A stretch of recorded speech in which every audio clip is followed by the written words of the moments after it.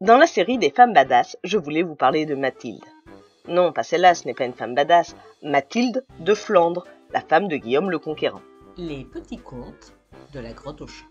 Alors, Mathilde de Flandre est reconnue par tous les chroniqueurs comme une femme vertueuse. Je dirais même qu'elle incarne la femme idéale de son époque. Et je vous propose de comparer le mythe qui entoure Mathilde de Flandre à la réalité historique.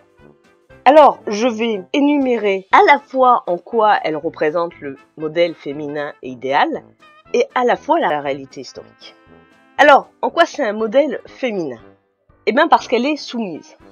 Et là, nous voyons que dans les chroniques du XIIe siècle, l'histoire que je vous ai déjà racontée, où Guillaume, vexé par une insulte qu'aurait dite Mathilde, serait monté jusqu'en Flandre, l'aurait tabassé à grands coups, jusqu'à ce qu'elle se rende compte qu'elle avait enfin trouvé son maître et accepte de l'épouser. Bon, en fait, taper sa femme en Flandre, c'est très moyennement bien vu, et surtout, Guillaume n'est pas d'assez haute noblesse pour imaginer ne serait-ce que toucher à un cheveu de Mathilde à ce moment-là. Qui peut y croire, à part un clerc qui a jamais vu une gonzesse de sa vie dans un monastère du XIIe siècle? Et d'ailleurs, dans sa vie, tout montre qu'elle n'est pas soumise. Parce que la conquête de l'Angleterre ne va être possible que parce que Mathilde va prendre l'ensemble des responsabilités politiques. Alors d'abord en Normandie, puis en Angleterre. C'est-à-dire que c'est elle qui va gouverner la Normandie, c'est elle qui va gouverner l'Angleterre quand Guillaume n'est pas là. C'est elle qui apparaît dans tous les actes. Et quand Guillaume est là, elle apparaît également dans tous les actes, et souvent elle apparaît au même niveau que Guillaume. Elle n'est pas soumise non plus, parce que quand il va y avoir des luttes internes à la famille, elle va décider de prendre dans la caisse contre l'avis de son mari pour aider son fils aîné. Certes, Guillaume va mal le prendre, mais c'est elle qui gère la caisse d'une part, et il devra faire avec. Alors, les chroniques soulignent que c'était une bonne mère. Ça, c'est vrai, c'était une bonne mère. C'est-à-dire que c'était surtout un bon père.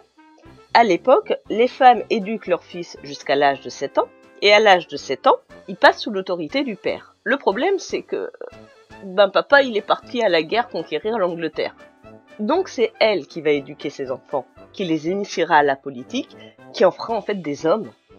Et d'ailleurs, c'est bien le problème qui va miner la famille du duché de Normandie, parce que ici, papa, c'est maman, et quand papa va revenir et croire que papa, c'est papa, il va un peu avoir un retour de veston, le petit Guillaume. Autre point que les clercs du XIIe mettent en valeur, c'est qu'elle est pieuse. On peut le supposer. Guillaume était très pieux. Mais les faits sur lesquels il s'appuie pour dire qu'elle est pieuse sont somme toute douteux. Oui, Mathilde de Flandre va ordonner la construction de plusieurs abbayes et de plusieurs églises. L'objectif qui sera réussi, est de faire rayonner la Normandie dans le monde médiéval de l'époque. C'est un objectif politique. Par ailleurs, elle sera un seigneur comme les autres. Elle n'hésitera pas à prendre part au pillage de l'abbaye d'Albington et à la spoliation de monastères anglais. À moi, à moi, à moi. Et un des derniers points que mettent en valeur les clercs du XIIe siècle, c'est que Guillaume n'ayant pas eu de liaison extra-conjugale et surtout n'ayant pas eu de bâtard, ce qui est extrêmement rare à l'époque, c'est forcément que ce devait être une femme parfaite. Parce que oui, mesdames, comprenez bien, si votre mari vous trompe, c'est que vous n'êtes pas parfaite.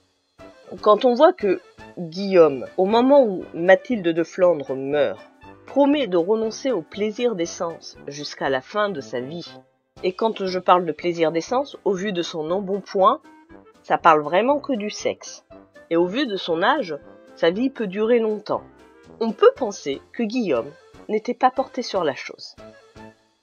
Donc, en fait, quand on reprend finalement la vie de Mathilde de Flandre, elle a eu le comportement d'un seigneur de son époque.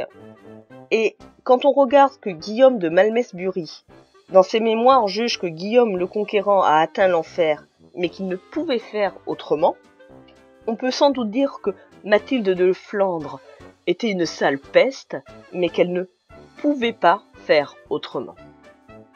Et ce que je trouve vraiment intéressant à pointer, c'est que lorsqu'elle meurt le 2 novembre 1083, sans doute victime de l'épidémie de peste qui sévit dans la région de Caen, à l'époque, Certes, Guillaume pleure toutes les larmes de son corps pendant 3 jours.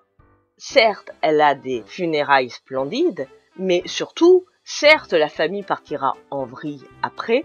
Toute la stabilité politique de la Normandie commence à vaciller à ce moment-là.